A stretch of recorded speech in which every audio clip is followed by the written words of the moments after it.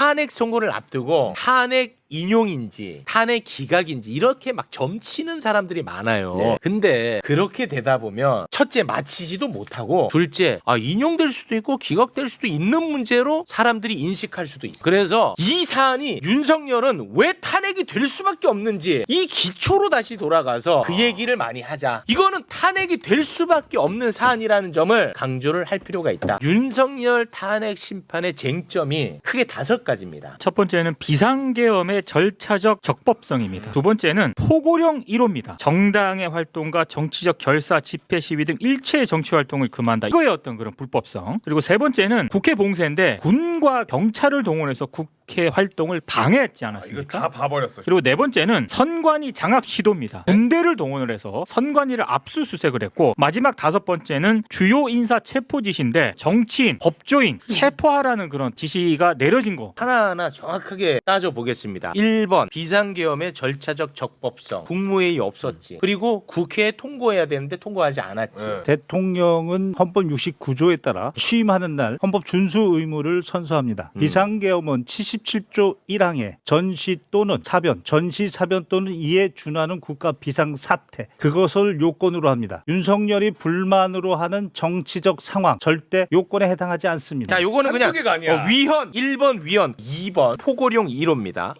1번부터가 그냥 위헌이죠. 정당의 활동과 정치적 결사, 집회, 시위 등 일체의 정치 활동을 금한다. 먼저 형식적으로 보면 포고령 명령입니다. 헌법 82조에 대통령의 국법행위는 문서로서 한다. 그 문서에는 총리와 각부 장관이 서명해야 된다. 없어요. 서명이 없어요. 없어요. 내용상으로는 지금 말씀하신 것처럼 국회, 지방의 일체 정치 행위를 금한다라고 했는데 비상계엄이 선포되면 77조 5항 비상계엄 해제, 동의 절차, 정치활동해야 됩니다. 그런데 그것을 일체 금지한다. 그러면 77조 5항을 위반하는 겁니다. 그런데 이 위헌적 포고령이 심지어 집행이 됐어요. 그 2차 전면 통제하신 거는 국회의원들이 계엄 해제 의결하러 국회에 들어가는 상황은 마찬가지였는데 이 포고령 1항 때문에 결국 다시 전면 통제로 돌아갔던 거죠. 포고령 1항이 말하자면 우선한다고 판단했던 거죠. 그 포고령이란 근거에 의해서 상급청의 지시에 따라야 된다고 생각했습니다. 위헌적 포고령이 심지어 집행이 됐어. 저렇게 되면 바로 전두환 판결. 전두환 판결에서 96도 3376 대법원 판결 내란이다. 이게 또 실행이 된 게 김용현이가 한동훈이를 고발한 게 있습니다. 맞아. 그 이유가 포고령 위반이야. 고발했어 실제로. 맞아요. 자, 그리고 3번 국회 봉쇄요. 윤석열의 지시가 있었냐. 이게 이제 중요하지 않겠습니까? 대표적인 증언이 곽종건 사령관이죠. 대통령께서 저한테 직접 비아폰으로 전화하셨다고 분명히 말씀드렸고 그때 아직 의결 정족수가 채워지지 않은 것 같다. 빨리 국회 문을 부수고 들어가서 안에 있는 인원들을 밖으로 끄집어내라 라고 지시를 받았다고 말씀을 드렸습니다. 그리고 이상현 일공수 여단장과 함께 있었던 부하들도 들었다 진술을 합니다. 사령관님께서 상부 지시로 문을 부수고 국회의원 끌어내라, 필요하면 전기를 차단해라 이런 지시를 받았죠? 네, 00시 50분에서 01시 사이에 보안폰으로 전화하셨습니다. 화상회의를 했는데 대통령님께서 문을 부셔서라도 국회의원을 끄집어내라고 말씀하셔서 전기라도 필요하면 끊어라 이렇게 말씀하셨습니다. 지시를 받았습니다.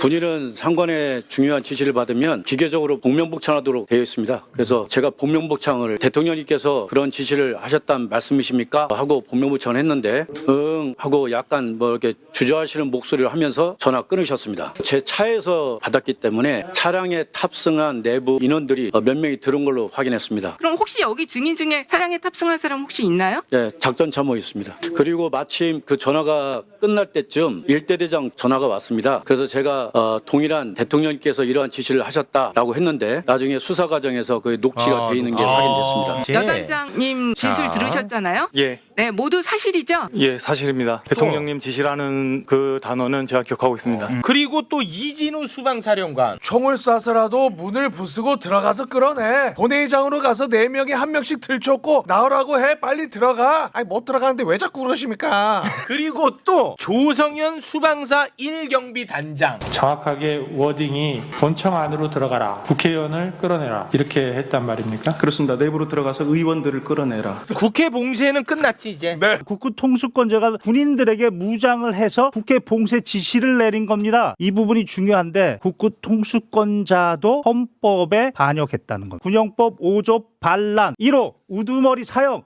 여기 똑 떨어지는 겁니다. 군인이 아닌 대통령이라 하더라도 군인에게 이렇게 지시를 했으면 바로 그 형은 군용법의 형으로 처벌한다. 내란이 아닙니다. 반란입니다. 그렇습니다. 반란의 우두머리라는 걸 개인적으로 말씀드립니다. 자, 4번 중앙선관위 장악 시도. 자, 이 선관위의 장악을 윤석열이 직접 지시를 했다는 것만 우리가 알면 이것도 똑 떨어집니다. 선관위에 좀 보내라고 한 것은 제가 김용현 장관에게 얘기를 한 겁니다. 헌재에서 얘기를 했어. 중앙선관위 장악 시도 끝났지 이것도. 네. 자, 5번 주요 인사 체포 지시입니다. 여인영에게 체포 명단을 받았다고 하는 사람이 현재 밝혀진 것만 최소 3명이에요. 이렇게 이제 3사람입니다. 조지호 경찰청장은 체포 명단을 여인영으로부터 받았던 거고 네. 이것보다도 현장에서 직접 윤석열에게 전화까지 받습니다. 조 청장 국회에 들어가는 국회의원들 다 잡아 체포해 불법이야. 체포해.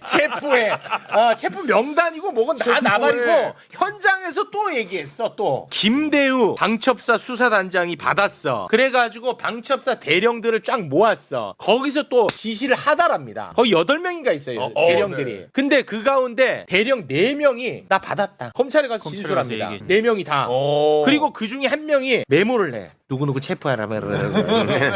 이거 검찰에 제출했어. 메모. 그런데 개헌법 13조 계엄 시행 중 국회의원은 현행범인 경우를 제외하고 체포 또는 구금되지 아니한다. 현행 범인인 경우를 제외하고는 네. 체포하면 안 돼. 이게 개헌법이야. 다른 법도 아니고. 계엄법에 끝났잖아. 쟁점 5개 다 끝냈잖아. 이 5개 중에 하나만 해도. 하나만 해도 탄핵이 되는 거잖아요, 사실. 대통령의 탄핵은 헌법과 법률 위반입니다. 명백하고 중대해야 됩니다. 네. 일단은 지금 우리가 본 명백해. 것은 명백하다는 명백해. 거, 증거가 명백하다는 겁니다. 그러면 중대한 거냐? 이미 전두환이 보여줬다. 국가의 국운이, 역사가, 나라가 지금 경제가 이렇게 공두박질 치지 않았습니까? 이렇게 중대한 사안이 아닙니까? 너무 중대하죠. 그래서 네. 명백하고 중대하다. 탄핵이다. 탄핵이다. 탄핵이다.